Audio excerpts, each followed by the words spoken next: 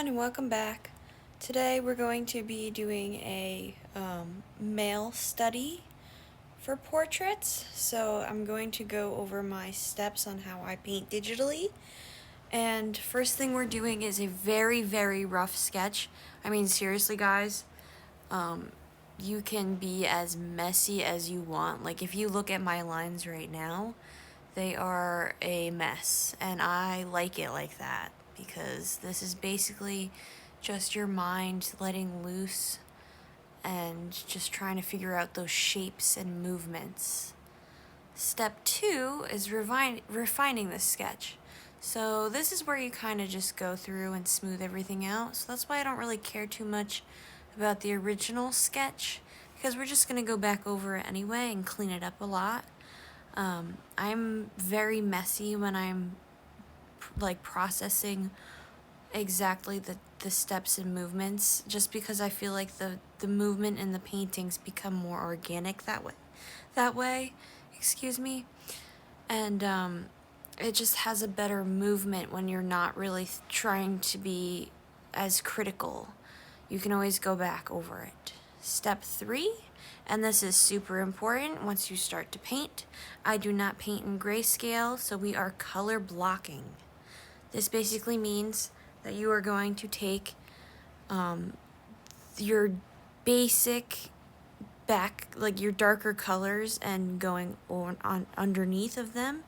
So I put this on a layer underneath my sketch layer, and I start to paint in where the big colors are.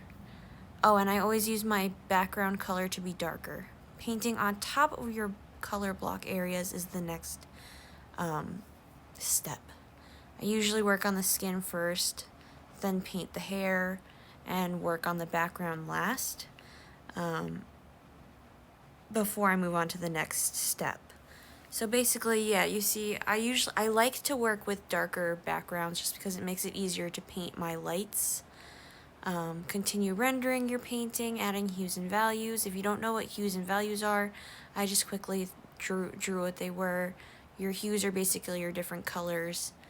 Primary colors are blue, red, and yellow. And then your shades are your values. So how dark is the area on the painting and how light it is. Lights I usually do last, so I usually start my paintings very dark and move my way lighter in the painting. So you'll actually see that I use a lot of like darker colors in the painting first. You never really use pure black in your paintings, just because pure black really isn't natural in the natural world. To basically say that, I guess that's the best way to put it. You don't really see pure black in the world, so I use a very, very dark shade, but it's not exactly complete just jet black. That's the same thing for white. Even when you're painting, that's why it's better to start with darker colors, just because people tend to overuse the white in their paintings. You'll actually know this when you do traditional work too.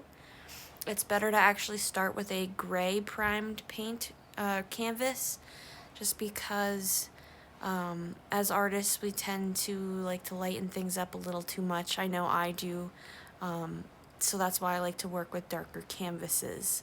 They actually do sell dark canvases, so if you're ever painting an actual piece that's not digital, I would recommend either darkening your canvas up, like I usually make it a little gray, or I use a little burnt umber in it, or I like mix it with my gesso before I prime a canvas.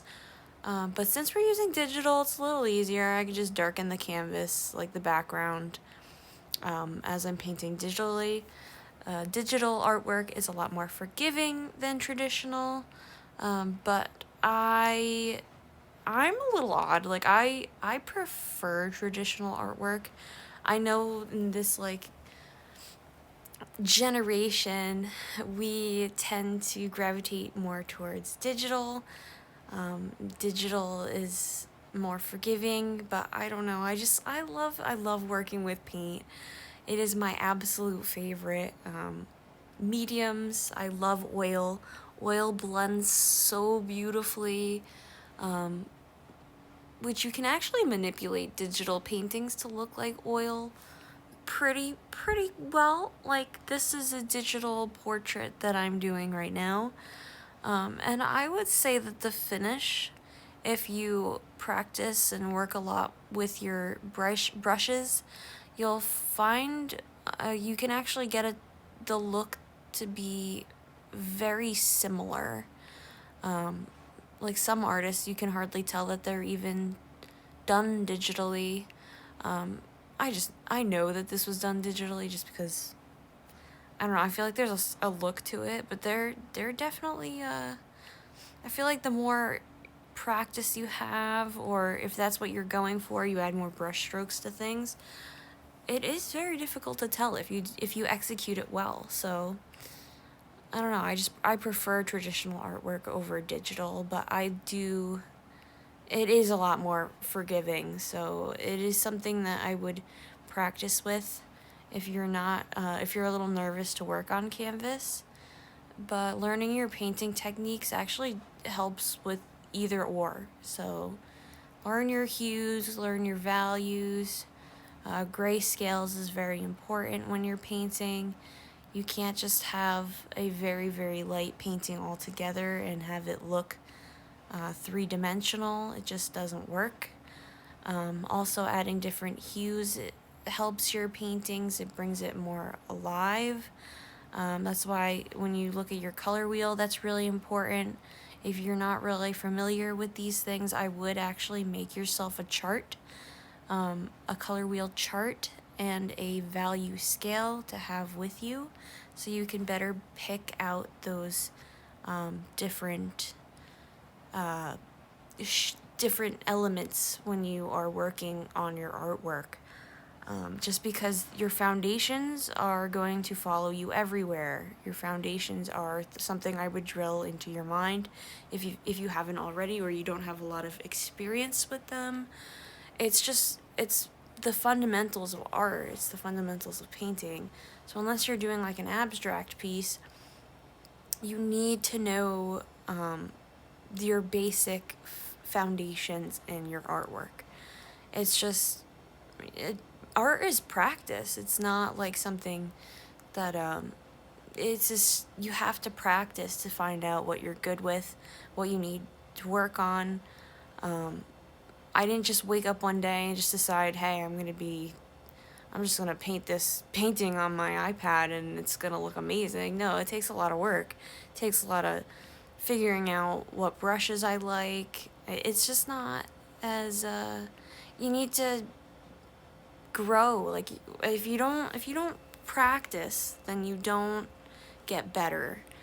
And I mean, my artwork's not by any means perfect, but it is at a level where I'm happy with it, I'm comfortable. But the more you work on it, the better it will be. And, like, my artwork has grown a lot from when I first started digitally. I just actually started painting digitally recently. I would say I probably have only been doing it for about a year and a half, I'm guesstimating. Basically, when COVID started is when I started digitally painting. I've always been more of a traditional artist. So you're kind of seeing my trial and errors as well as you watch my videos. The more stuff you put out there, the more artwork that you create, the better you will get, the more of a flow you'll come into when you do start to paint things. It's not, there's no like set in stone way to how to learn and how to do things. So your foundations are very critical for just you as into growing. And anatomy is really important too. You basically just want to follow your basic fundamentals when you are learning. Like, I like to go back and make sure that my anatomy is correct, or my hues in the face are correct. Which, by the way, I found a tip for when you are painting a portrait. Adding blue hues towards the chin and jaw area Then you have your red and peach tones more towards the nose and the midsection of the face.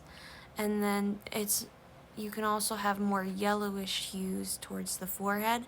I find that these colors tend to work very well on I meant cool skin tones on the face. So as you paint more, you will notice the different hues. Maybe there's greens and blues, especially in hands too. You'll see that it's not just one straight, it's not like just a straight skin tone. There's all these different hues in the skin, especially where your veins are. So basically, now we are on the final step. Woohoo! So I'm just adding my final textures. This is where I like to play around with different brushes. I have the Salamanca brush on Procreate. I like the Sargent Oil brush pack that I have. I also use a brush pack by Blue Satan. I forget which one it is that I bought from her off Gumroad. I don't remember. It was one of the portrait kits, but I really do like it. I use her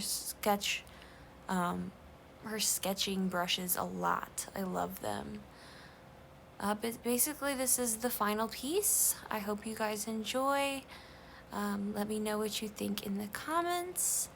And I hope to see you soon. Let's see if you see more of my artwork. And don't forget, you can find my artwork on Instagram, Facebook, TikTok, and Etsy, all under Maddie Moon Creations.